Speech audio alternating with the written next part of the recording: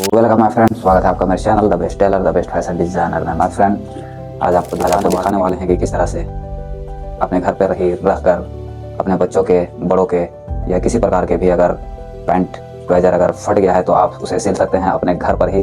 कहीं आपको जाने की कोई ज़रूरी नहीं है, टेलरों के चक्कर काटने नहीं पड़ेगा माय फ्रेंड। अगर आपके घर पे मशीन है तो आप अपने घर पे ही सीख सकते हो और सिल सकते हो कि किस तरह से ट्राउजर फट गया है या पैंट फट गया है तो आप पूरा बढ़िया तरीके से रिपेयर कर लोगे माय फ्रेंड। तो वीडियो को पूरा देखिएगा ताकि आपको समझ में आएगा किस तरह से सिलाई करना है। अगर आप वीडियो को स्किप करके देखोगे तो आपको उतना समझ में नहीं आएगा, अगर पूरा देखोगे तो पूरा समझ में आएगा। तो चलिए देखते हैं वीडियो किस तरह से सिलाई किया जाता है।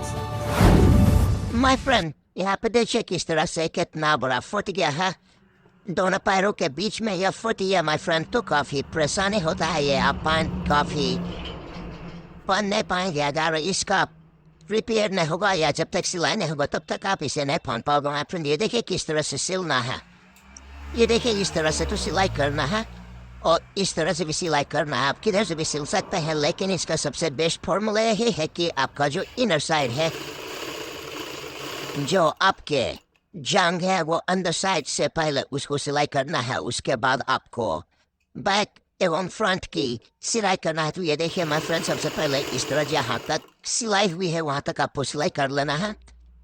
ये देखिए उसके बाद हरकत कर लेना इस प्रकार जैसे मैं कट कर ले रहा हूँ।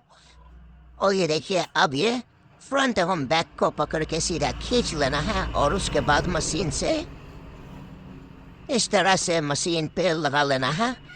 ये देखिए इसे मशीन से लगा ले और एक चापी का लगभग यहाँ पे मार्जिन है पहले से जो इसका सिलाई था, ओरिजिनल रेडीमेड सिलाई, उसी के लगभग में ही एक चापी पकड़ा है। आपको देखते हुए उतना पे ही सिलाई करना है।